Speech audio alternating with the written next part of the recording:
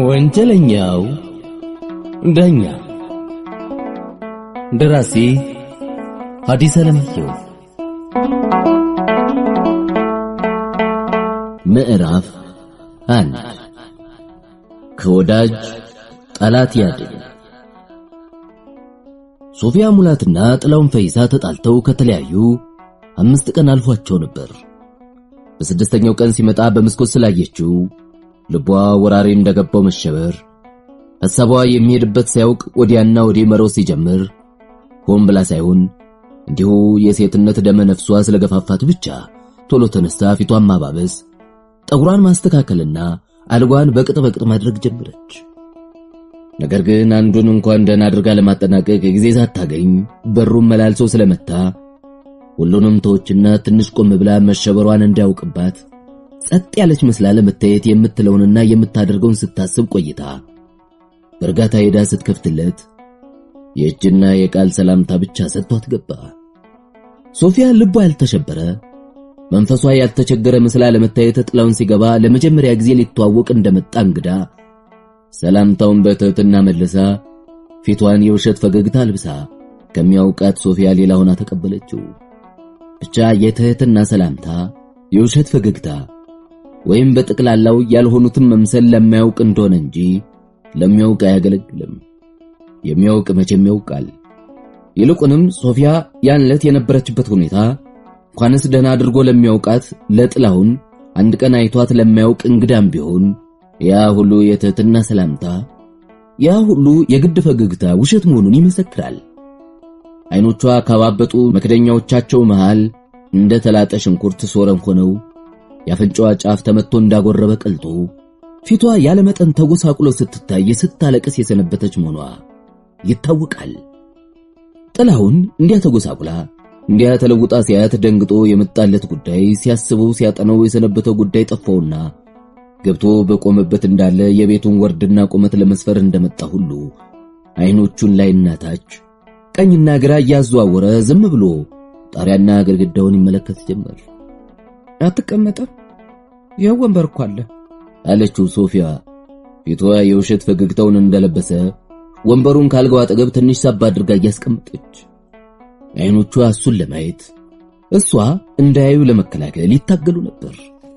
እግዚአብሔር ይስጥልኝ ያለ ጥላውን ትንሽ እንደመስገድ ብሎ ወንበሩ ላይ ሲቀመጥ ከዚያ እሷ የሚለውን ለመስማት እሱ የሚለውን የሚጀምርበት ቃል በመፈለግ ዝም ብለው መርዶ ቤት እንደተቀመጡ አንገታቸውን ደፍተው ዘለቅ ያለ ጊዜ ከቆዩ በኋላ ሶፊ ያለ አንገቱን እንደደፋ መሬት እያየ ሶፊ ዛሬ 2 ነገሮች ልለምንሽ ነው የመጣሁት።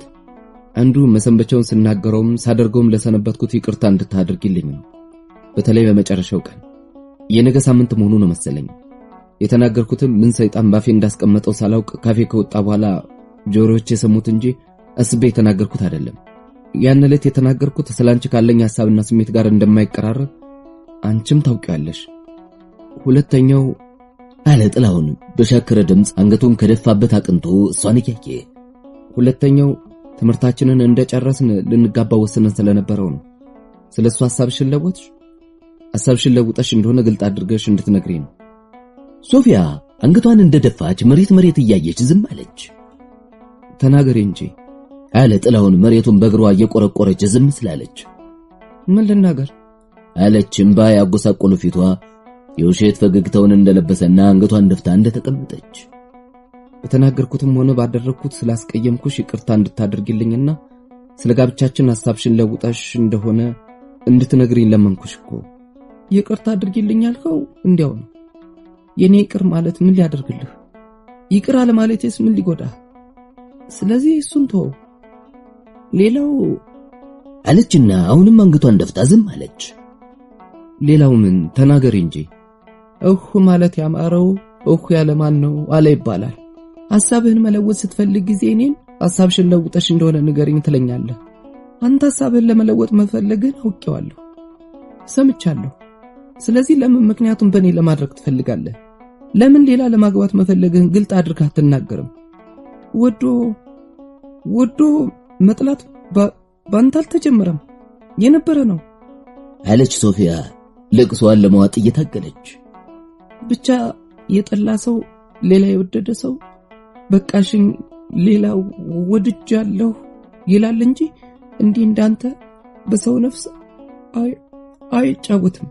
እንዲህ እንዳንተ ነይ ብሎ ጠርቶ ውሻ ይመስል ሂጂ ወዲያ እያለ አያባረርም። ለምን እንዲህ በነፍሴ ትጫወታለህ? አለችና ትንፋሽ እስኪያጥራት ስቅስቅ ብላ ታለቅስ ጀመር። እውነተኛ ስሜት እንደተዳፈነ እሳት ለመቀጣጠል ትንሽ ይበቃዋል።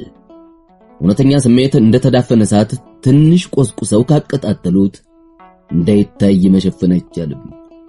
ሶፊያ ትምህርት ቤት ሲዘጋ ለረፍት ሐረር ሄዳ በቆየችበት ጥላውን ሌላ ሴት መውደዱን ስለሰማችና የሷ መልመለዋወጥ ሲያያት መቅበጥበጡ፣ መበሳጨቱ፣ በተገናኙ ቁጥር ጥል መጫሩና መሳደቡ፣ በመጨረሻ እንዲሁም በስልክ ጠርቷት ብትሄድ መልሶ ወገጅ አልፈልግሽም ብሎ ማባረሩ፣ ይህ ሁሉ የሰማችው ወሬ እውነት መሆኑን የሚያረጋግጥ መስሎ ስለተሰማት እምነቷን፣ ምኞቷን፣ ተስፋዋን፣ ደስታዋን ከመሰረተችበት ከጥላውን በመለየቷ እሱን በማጣቷ ፍጹም ባዶነት ተሰምቷት ከታች የምትረግጠው ከላይ የምትጨብጠውን አጣ ግራ ገብቷት እየተሰቃየችና እየተጨነቀች ቤቷን ዘግታ ስታለቅስ ሰንብታ ድንገት ሲመጣ ስታየው እንዲያ ግራ የገባት መሆኗን እንዲያ መሰቃየቷን ለሱ ማሳየት የሴትነት ኩራቷ አልፈቅድላት ስላለ እውነተኛ ስሜቷን ትህትና በበዛበት ግብስ ሰላምታና ውሸት ፈገግታ ለመሸፈን ሞክራ ነበር።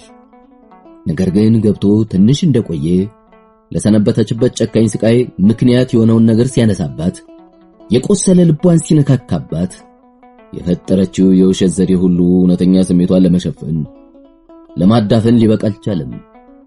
ለመናገር ብትፈልግ ሳግ እያደናቀፋት ለየብቻ ተለያይተው ከፏ የሚወጡት ቃሎች ሊያያዙና ሐሳቧን ሊገልጹ ስላልቻሉ ስሜቷን ጭንቀቷን በቃል ፈንታ ዝም ብላ በመሬት ለቅሶ በእንባ ትገልጸው ጀመረች። እውነቷን ነው። የልብን ሐዘን ጭንቀትን ቃል ሁሉ ቢሰበሰብ የእንባን ያክል የሳገን ያክል ሊገልጽ አይችልም። እንዲያ ስቅስቅ ብላ ስታለቅስ ሲያት ጥላሁንን ግራ ገባው።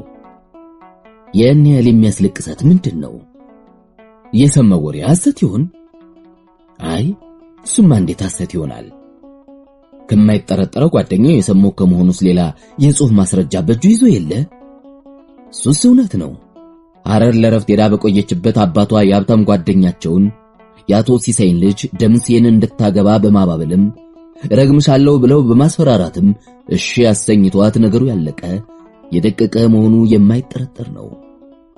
ታዲያ ይህ ሁሉ ለቅሶ ምን ይባላል? ስትሰጠው የኖረችውን ቃል ስትሰጠው የኖረችውን ተስፋ ሁሉ አብላ እምነቷን አጉድላ የሀብታም ልጅ ፈልጋ ከሄደች በኋላ በገንዘብ ከለወጠችው በኋላ ይህ ሁሉ ለቅሶ ምን ይባላል? እንዲያው ግብዝነት ነው።